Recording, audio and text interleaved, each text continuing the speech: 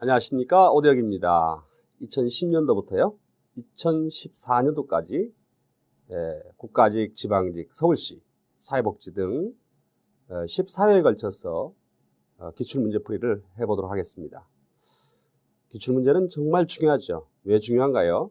모든 시험의 기초가 되고 바탕이 되기 때문에 그렇습니다. 기출문제는 다시 또 출제됩니다. 똑같이 나오는 것은 아니로되 유사하게 다시 또 출제되죠. 영역 표시를 해주는 겁니다. 그래서 기출문제 풀이를 착실하게 하셔야 실제 시험에서 좋은 성적을 거둘 수 있다. 포인트를 여기에서 잡아야 됩니다. 자, 그러면 이제 바로 시작을 해보겠습니다. 2010년도부터 2014년도까지 어떤 흐름 속에서 출제돼 왔는지 큰 흐름을 잘 잡으시고 실제 시험에 잘 대비하시기 바랍니다. 자, 이제 시작해 볼까요? 2010년도 국가직 기출문제 출제 비중 및 출제 포인트를 짚어보도록 하겠습니다.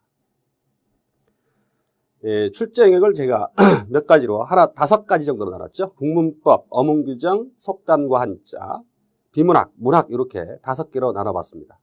계속 이렇게 나눠갈 건데요. 국문법이 2010년도 국가직에서는 6문제, 어문규정 5문제, 속담과 한자 3문제, 비문학 5문제, 문학이 1문제가 나왔네요. 어떻습니까? 국문법 분야의 비중이 대단히 높아졌다는 것을 알 수가 있겠죠.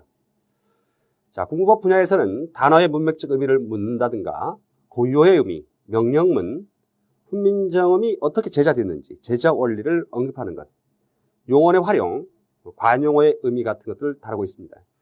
요 고유어라든가 관용어 같은 문제점들은 그 어휘론의 영역이 되기 때문에 제가 국문법 분야에서 다루고 될 것입니다. 어문규정은요, 표준어 맞춤법 이런 문제죠. 자, 거기에서 의존명사, 본용언과 보조용언의 띄어쓰기 계속해서 출제되는 지점이죠. 이 부분 정확히 알아두셔야 될 부분이겠고요. 어법 부분으로서는 조사의 쓰임에 대해서 나왔습니다.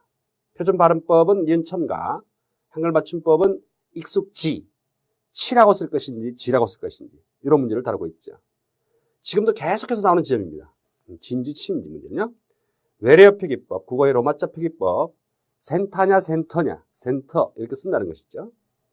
그 다음에 속담과 한자 부분에서는 속담은 안 나왔습니다만 한자어에서 동음이 이어. 이 부분은 아주 기본이 되는 사항이기 때문에요. 2010년도 문제에서 앞으로 공부해 나갈 분야를 정확히 알려줍니다. 그 다음 한자성어의 의미, 한자성어, 한자를 어떻게 쓸 것이냐. 그 문제를 다뤘어요. 비문학은 보통 보면 적게 나오면 5문제, 많이 나오면 8문제도 나오고 그렇습니다. 근데 문제가 그렇게 어렵지는 않습니다만은, 이번에 2010년도에는 5문제 나왔죠. 쓰기와 관련해서 조건에 맞는 글 찾는 거, 그 다음에 단락의 순서, 이거는 계속 나오는 지점입니다. 그 다음 퇴고, 내용의 일치 문제, 논리적인 글을 통한 유추. 문학 부분의 비중이 대단히 낮죠. 한 문제가 나왔어요. 시의 정서. 2014년도까지 계속 흘러오면서 몇 문제 정도가 보통 한 3, 4문제 정도가 나온다 보시면 됩니다. 어떤 때는 지방직 문제 같은 경우는 아예 문학 문제를 빼고 출제된 적도 있습니다만 계속해서 나오고 있는 분야다 생각하시고요. 그렇게 어렵진 않습니다. 그런데 이 부분은 조금 애매한 지점이 있었거든요. 하여간 키포인트가 되는 지점, 정서가 무엇인지 이런 부분들을 정확하게 풀어나가는 방식들을 익히셔야 되겠죠. 자, 이렇게 해서 출제 포인트 부분들을 정리하고요. 다음 지점 볼까요? 그래서 큰 영역들을 한번 그림으로 나타내 봤습니다. 국문법이 30%, 어문규정이 25%, 속담 한자 15%, 비문학 25%, 문학 5%의 출제 비중을 보여주었습니다. 어떻습니까? 국문법 분야든 어느 분야든 골고루 다 잘 해두셔야 됩니다. 어떨 때는 국문법이 많이 나오고, 어떨 때는 어문규정이 많이 나오고, 어떨 때는 문학이 그래도 한 3, 4문제 나올 때도 있습니다. 그렇기 때문에 어느 한쪽 분야만 잘하면 되겠구나라는 생각은 여러분 접으셔야 됩니다. 자, 그럼 이제 본격적으로 출제 문제들을 분석해 보도록 하겠습니다. 첫 번째 문제입니다. 자, 어문규정 띄어쓰기 영역이라고 볼 수 있겠죠. 난이도는 제가 상이라고 표시를 했습니다. 띄어쓰기에 대한 종합적인 정리가 되어 있어야만 문제를 풀 수 있는 문제였죠. 띄어쓰기를 포함하여 무엇까지? 맞춤법까지 물었습니다. 1번 그는 가만히 있다가 모임에 온지. 자, 온이라고 하는 것이 뭡니까? 관형어죠. 관형어의 수식을 받는 지, 의존명사가 됩니다. 자, 의존명사의 띄어쓰기를 보여줄 거죠. 지라는 의존명사는 어떤 의미를 가지고 있을 때 시간, 기간의 의미를 갖고 있는 경우만 의존명사이기 때문에 띄어쓴다라고 기억하셔야 됩니다. 네가 나를 사랑하는지 이렇게 할 때는 반드시 붙였습니다. 그녀가 나를 사랑한지 기간, 시간의 의미로 바꿀 수 있는 자리의 지는 띄어쓴다라고 기억해 두셔야 되겠고요. 이 지 부분의 문제는 계속 나왔어야 주의해둬야 될 점입니다. 그 다음 2시간 만에 했습니다. 2시간. 시간을 나타내는 지점에서는 두도 역시 마찬가지 수관형사로서 관형어 역할을 합니다. 시간을 나타내는 경우는 반드시 띄어쓴다는 사실을 기억해 두셔야 됩니다. 그 다음 만이라고 하는 경우도 역시 의존명사입니다. 의존명사예요. 오랜만에 할 때는 붙였어야 되겠습니다만은 몇 년 만에, 10년 만에 이렇게 할 때는 띄었습니다. 선생님, 의존명사가 되려면요 앞에 관형어가 와야 되는데요. 시간이 어떻게 관형어입니까? 관형어는 어떤의 자리에 쓰이는 거잖아요. 자, 이거는 뭐라고 생각하시면 되냐면요. 시간의라는 관형격 조사를 생략해 놓은 것이다 생각하시면 됩니다. 시간의 만에 돌아가 버렸다. 자, 요 지점도요. 돌아가라고 하는 게 합성 동사입니다. 합성 동사.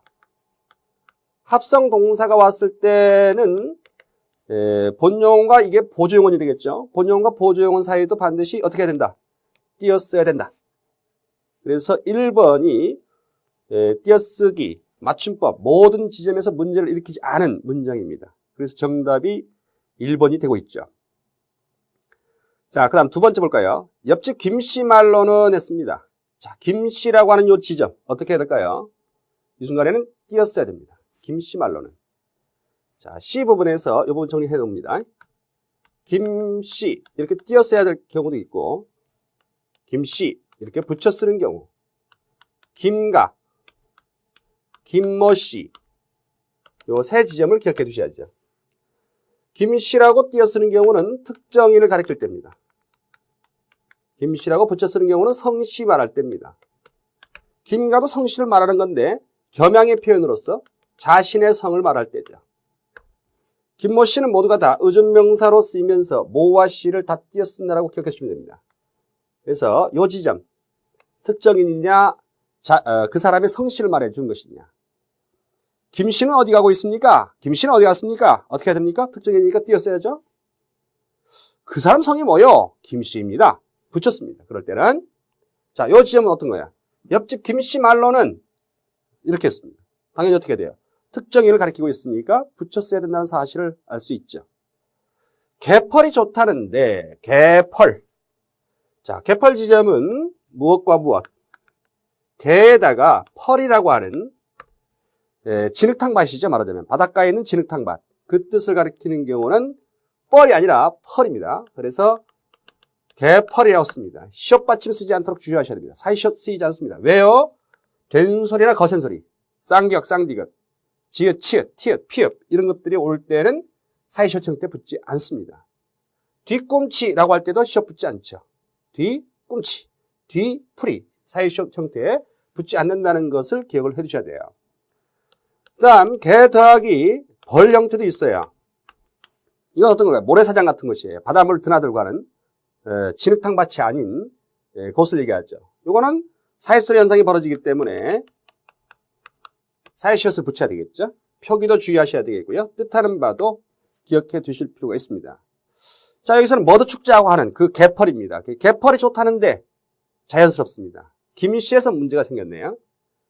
그 다음 우리도 언제 한 번 같이 합시다 했는데요. 한 번의 문제죠. 이거는 한 번이라 쓰는 경우와 한 띄고 번이라 쓰는 경우가 있습니다. 한 번. 자, 오늘 보는 첫 번째 문제가 공부할 부분이 많네요. 자, 이렇게 붙여 쓰는 경우는요.